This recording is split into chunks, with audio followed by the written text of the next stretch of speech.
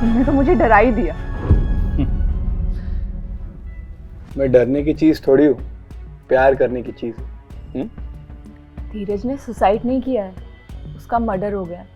ये बात पुलिस को पता चल गई है। नमस्कार, मैं हूं रानी चैटर्जी और आप लोगों का स्वागत करती हूं क्राइम चक्र के नए एपिसोड में एक नई कहानी के साथ।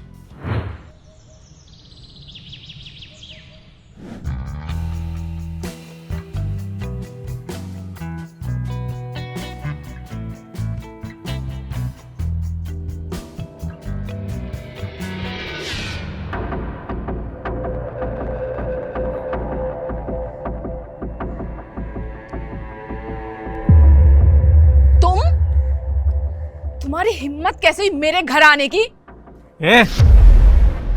अमीर आदमी मिला नहीं कि तू मुझे भूल गई। तेरा पति हूं मैं। पति है नहीं, पति था। तलाक हो गया है तेरा मेरा। हाँ, तलाक तो हो गया है, पर क्या करूं, तुझे भुलाया नहीं जाता। तो चीज ही ऐसी है और तुझ पे पहला हक सिर्फ मेरा है। कोई हक नहीं है, और अगर आज की बात दिखा ना यहाँ, नहीं तो क्या क्या करेगी? पुलिस को बुलाऊंगी। पुलिस में जाने की सोची भी ना तो तुझे वो तेरे नए आइटम को ना भगवान के पास पहुंचा दूंगा। वहीं लिखवाती रहना कंप्लेंट। तुझे चाहिए क्या? क्यों मेरे पीछे पड़ा हुआ है? मैं ना तुझे सुकून से रहते हुए देख नहीं सकता, और तेरे कारण ही तो मेरी जिंदगी बर्बाद हुई है। तुझे तो मिल गया नया लौंडा, पर मेरा क्या? दफा हो जाए यहाँ से, और तू भी दूसरी शादी कर ले जैसे तूने कर ली। ये औरत, अभी तो मैं जा रहा हूँ। तेरा हिसाब ना मैं जल्दी करूंगा।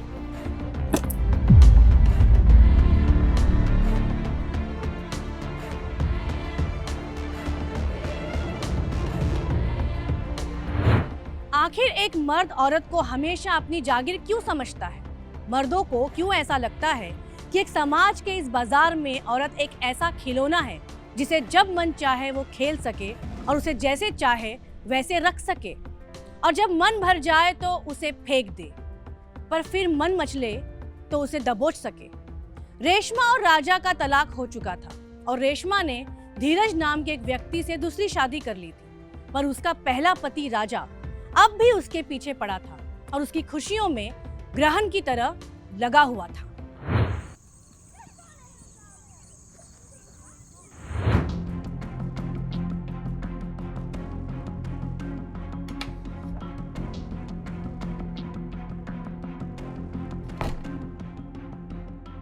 आज फिर लेट हो गया। अरे क्या करे, काम ही इतना है। काम के चक्कर में ना आप मुझे भूलते जा रहे हो। अरे तुम्हें कोई कैसे भूल सकता है? तुम कोई भूलने वाली चीज हो? तो फिर काम में इतना रहोगे तो मेरा क्या होगा? अरे दिन में कमाने के लिए काम, और रात को तुम्हें लुभाने वाले काम। बस यही तो मेरी जिंदगी है डार्लिंग। आज राजा आया था। क्या? वो घर में कैसे घुसा?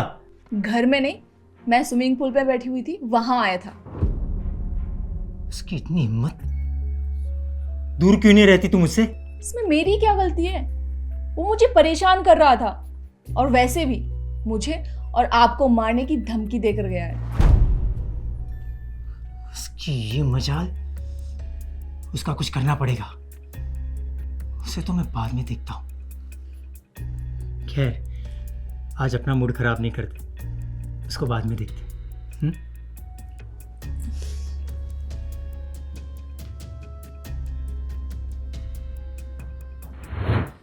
रेशमा अपने पहले पति राजा से डिवोर्स लेकर अपने दूसरे पति धीरज के साथ हंसी खुशी अपनी जिंदगी बिता रही थी, पर यह बात राजा को रास नहीं आई। आखिर क्यों इंसान जिसके इतने करीब होता है उसका ही दुश्मन बन बैठता है? जिसके साथ कभी जीने मरने की कस्में खाता है उसका जीना ही मुश्किल कर देता है। क्या यही इंसानियत है? क्या हम इंसान इतने निचले स्तर पर गिरते जा रहे हैं कि हमारी नकारात्मक भावनाएं हम पर ही हावी हो रही हैं?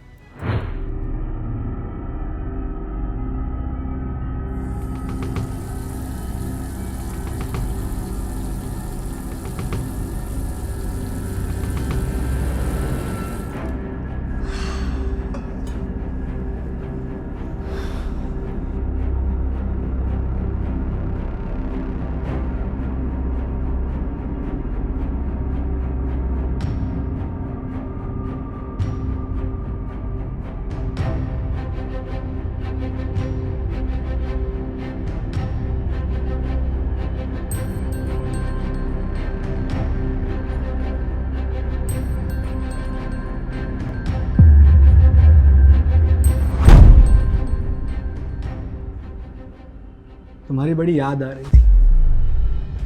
अब क्यों याद आ रही है? जब छोड़ के गए थे तब तो पलट के भी नहीं देखा। वो क्या है ना, अब तुम्हारे बिना अब दिल नहीं लगता।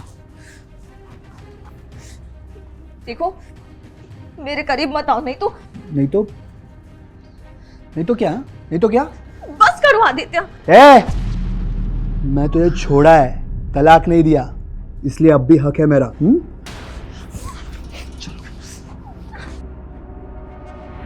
धीरज, राजा और रेशमा की कहानी के साथ ही आदित्य और लेका की भी कहानी एक साथ ही चल रही थी। क्या ये सब कहानियां आपस में एक दूसरे से जुड़ी थीं, या ये दोनों कहानियां अलग अलग जुर्म की दास्तानों को अपराध के धागों में पिरो रही थी? आदित्य का यूं अपनी बीवी के साथ जबरदस्ती करना भी एक अपराध ही था, पर शादीशुदा जिंदगी में चार दीवारी के भीतर न जाने कितनी औरतें रोज ऐसी जोर जबरदस्ती को चुपचाप सहन करके आंसुओं की चादर ओढ़े सो जाती हैं।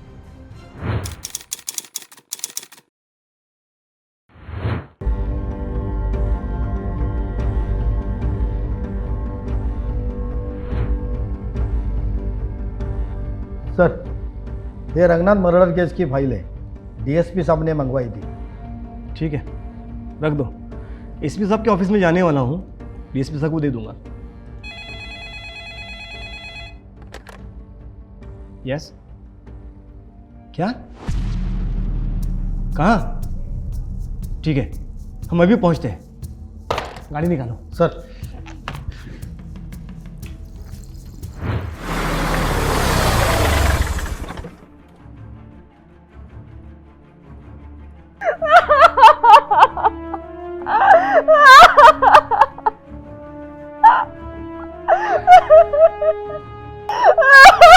मैडम जी खुद को संभालिए और बॉडी को हाथ मत लगाइएगा, हमें बॉडी को चेक करना है।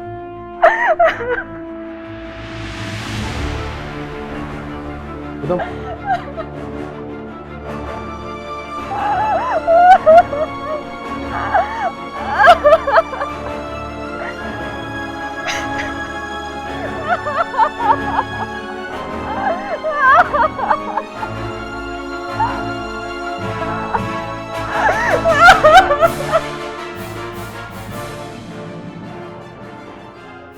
सर, शायद सुसाइड है।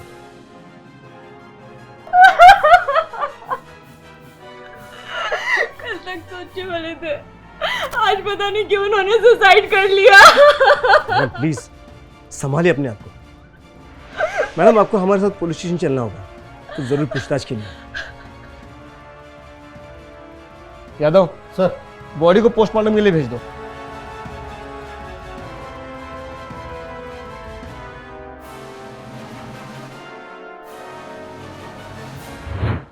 धीरज का यूं अचानक से सुसाइड कर लेना, ये बात हजम करना आसान नहीं है।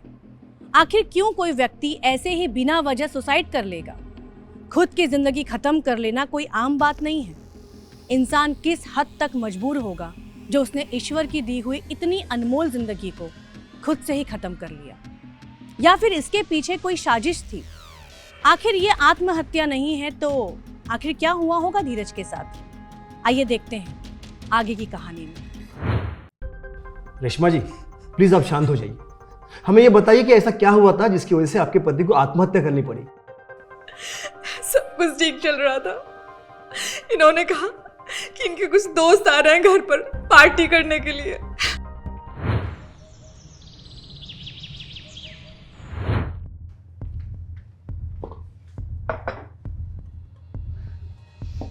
रेशमा मेरी जान। रेशमा, वो क्या है ना कि आज शाम को मेरे कुछ फ्रेंड्स आने वाले हैं पार्टी करने के लिए, तो तुम्हें खामखा डिस्टर्ब होगा। तुम एक काम करो, सुषमा दीदी है ना, उसके घर चली जाओ। जैसे ही पार्टी खत्म होती है और मेरे फ्रेंड्स चले जाएंगे, मैं तुम्हें वापस बुला लूंगा। ठीक है? ठीक है, मैं चली जाऊंगी, आप अच्छे से एंजॉय करना। Okay? Thank you thank you thank you so much.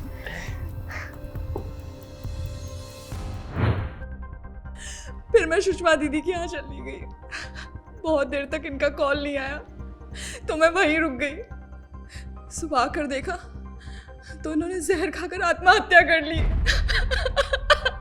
आत्महत्या करने की कोई वजह, मानसिक तनाव या कोई मसला? जी, मानसिक तनाव ऐसा तो कुछ नहीं था, लेकिन हो सकता है मेरे एक्स हस्बैंड। जी, धीरज से मेरी दूसरी शादी थी। मेरे पहले पति राजा मुझे बहुत परेशान करते थे, फिर मैंने उनको तलाक दिया और धीरज से शादी कर ली। तो ये राजा का आत्महत्या से क्या लेना देना? राजा मुझे बहुत परेशान करता था। इस बारे में मैंने धीरज से भी बात की। धीरज ने कहा कि वो उनसे बात करेंगे। मुझे लगता है कि राजा ने ही मजबूर किया है धीरज को, नहीं तो धीरज कभी आत्महत्या नहीं करते। इस राजा को उठाओ। Yes sir.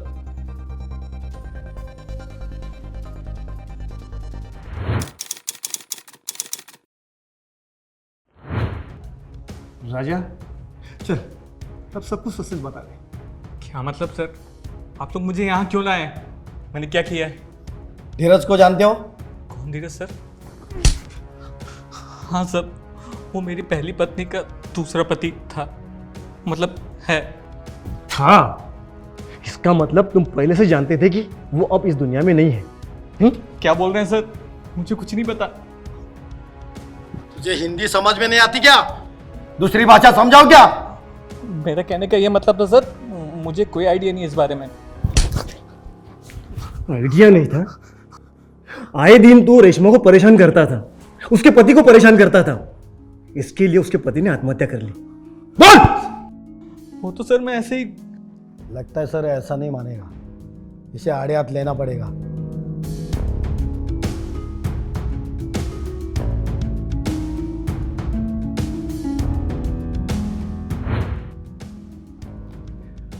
यादव, मुझे ये मामला आत्महत्या का नहीं लग रहा है।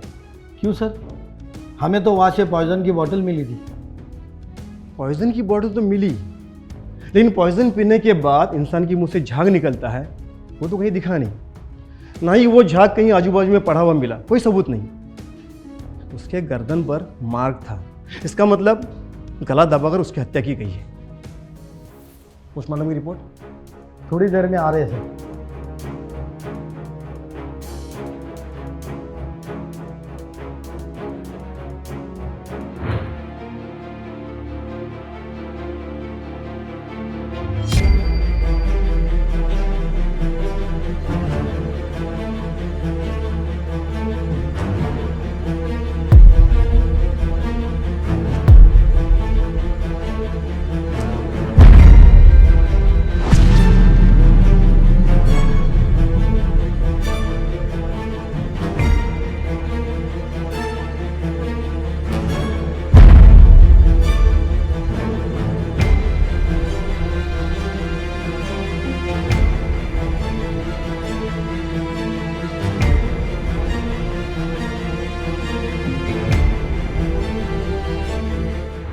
आखिर लेखा ऐसे चुपके चुपके रेशमा पर क्यों नजर रखी हुई थी?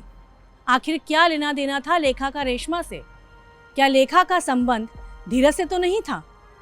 आदित्य की बीवी होने के बावजूद लेखा कहीं धीरज के साथ नाजायज रिश्तों में तो नहीं थी? या इस मामले का कोई अलग एंगल था? पुलिस को पोस्टमार्टम रिपोर्ट का इंतजार था, तभी ही केस की गुत्थी सुलझ पाएगी। पुलिस को शक था कि आत्महत्या का मामला तो नहीं है, पर बिना सबूत कुछ भी कह पाना ठीक नहीं है। सर, आपका शक सही था। धीरज ने सुसाइड नहीं किया है, उसकी हत्या हुई है। ये देखिए पीएम रिपोर्ट।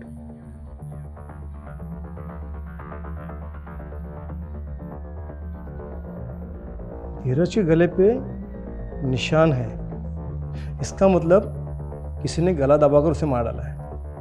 रात के करीब 9 बजे। जी सर।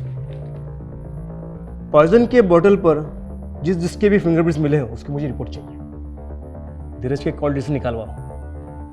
धीरज जहाँ पर रहता था उसके आसपास जितने भी सीसीटीवी कैमरे हो उसकी मुझे फुटेज चाहिए, शायद कुछ सुराग मिले। और ये भी पता करो कि धीरज के घर पे उस रात कौन कौन दोस्त पार्टी के लिए गए थे। ठीक है सर, धीरज के दोस्तों का पता लगा दो।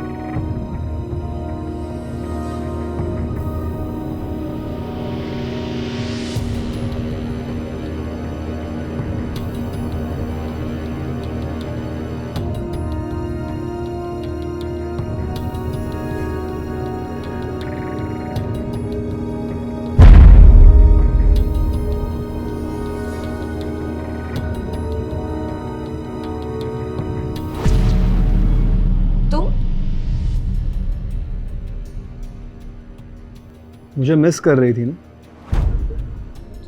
तुम अंदर कैसे आए?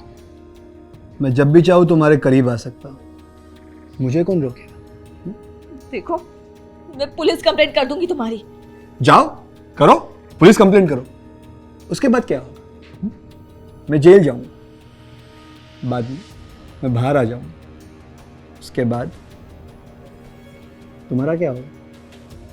क्यों पड़े हो मेरे पीछे? मैं क्या पड़ा हूं तुम्हारे पीछे? मैं तो बस तुम्हें प्यार करना चाहता हूं, बताओ कैसा है? नहीं आदित्य, नहीं नहीं नहीं आदित्य, नहीं नहीं। एक तरफ धीरज की मर्डर मिस्ट्री सॉल्व करने के लिए पुलिस सबूत जुटाने में लगी थी, वहीं दूसरी तरफ आदित्य अपनी बीवी के साथ ज्यादती कर रहा था। आखिर क्या राज था लेखा की जिंदगी का? आखिर किस तरह वह धीरज से जुड़ी थी और क्यों आदित्य उसके साथ ऐसे पेश आ रहा था? क्या ये सब कड़ियां कहीं जुड़ी हुई थी या ये मात्र दो अलग अलग कहानियां थी? पुलिस ने धीरज के घर के आसपास के सभी सीसीटीवी फुटेज तलाशने की कोशिश की, पर आसपास कोई सीसीटीवी कैमरा न होने की वजह से पुलिस की ये कोशिश नाकाम रही। पाटिल साहेबांना द्या। सर मुझे आपसे कुछ बात करनी है। प्लीज बैठिए। अच्छा हुआ रेशमा जी आप आ गए, मुझे आपसे कुछ जरूरी बात करनी है। आपके एक्स हस्बैंड राजा को हमने इंटरोगेट किया, लेकिन हमें उससे कुछ हासिल नहीं हुआ। आपके पति ने आत्महत्या नहीं की थी, बल्कि उनका मर्डर हुआ, गला दबाकर उनको किसी ने मार डाला। ये क्या कह रहे हैं आप? रेशमा जी, ये लीजिए पानी पीजिए प्लीज।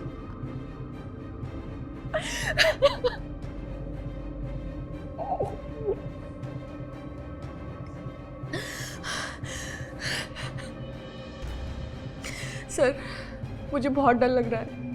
कल मेरे घर के बाहर एक औरत मुझे छुप छुप कर देख रही थी और जैसे मैं बाहर गई तो वो चोरों की तरफ भाग गई। अब बिल्कुल चिंता ना करें, हम उस औरत का पता लगाएंगे। हमें ये बताइए कि आपके पति के साथ उस दिन पार्टी में कौन कौन शामिल था? सर मुझे कोई आइडिया नहीं है। मेरे पति अपने दोस्तों के बारे में कुछ भी शेयर नहीं करते थे मुझसे। ठीक है, अभी आप जा सकती हैं। जैसे हमें कुछ पता चलेगा हम आपको इन्फॉर्म करेंगे।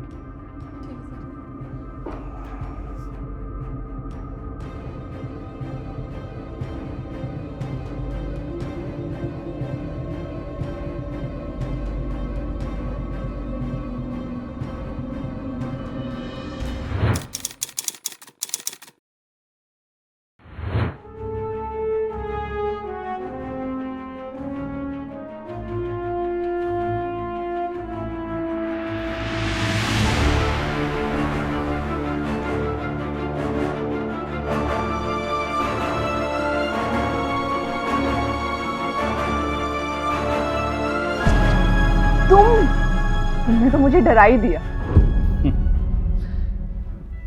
मैं डरने की चीज थोड़ी हूँ, प्यार करने की चीज हूँ। धीरज ने सुसाइड नहीं किया है, उसका मर्डर हो गया। ये बात पुलिस को पता चल गई है। हम सेफ नहीं है यहाँ, हमें भागना पड़ेगा, वो भी जल्दी। ठीक है, कल सुबह होते ही निकल जाएंगे, पर अभी रात तो बीतने दो। बिता लेना रात भी। लॉकअप में इतनी जल्दी क्या है? घेऊन लाइन ना। सर चल। अरे सर एक सेकंड सर।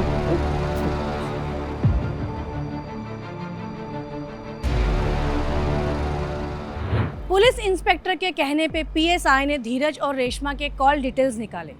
धीरज के कॉल डिटेल से तो कुछ पता नहीं चला।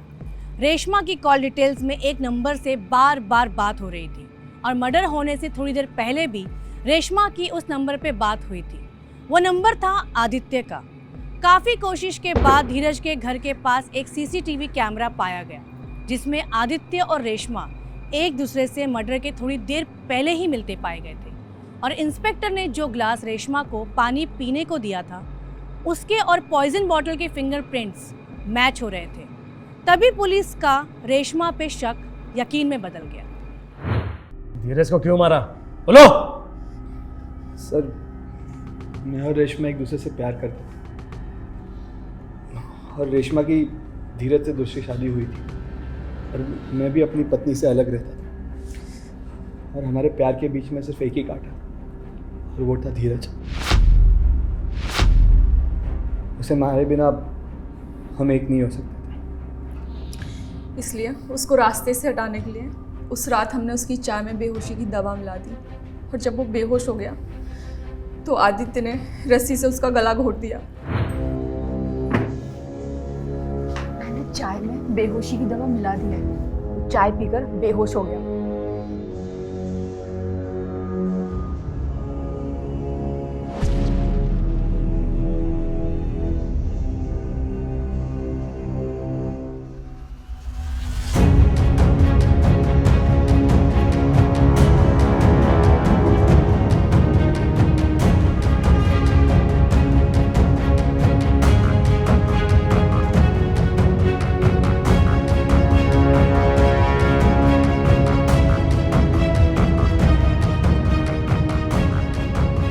अब एक काम करो, पॉइजन की बोतल वहाँ पे रख दो और हम दिखाएंगे कि इसने सुसाइड किया, ठीक है?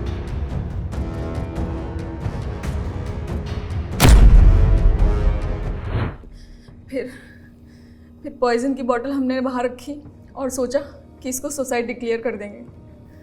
हलवा है गुनाह करके उसको छुपाना।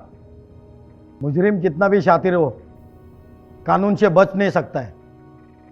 तब तुम दोनों इस जेल में अपने पाप की सजा भुगतेंगे।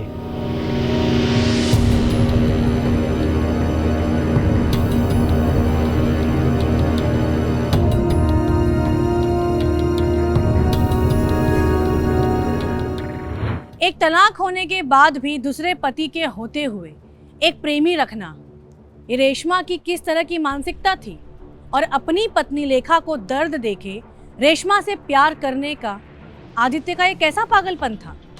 आखिर लोगों को हो क्या गया है? क्या जीवन जीने का यही तरीका है? हमें एक ऐसे समाज का निर्माण करना चाहिए जिसमें हमारे आदर्शों और उसूलों से अच्छाई की महक आए, ना कि गुनाहों की बदबू। और इसी के साथ मैं नानी चैटर्जी विदा लेती हूँ।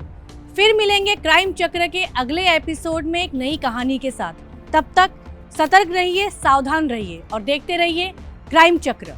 जय हिंद।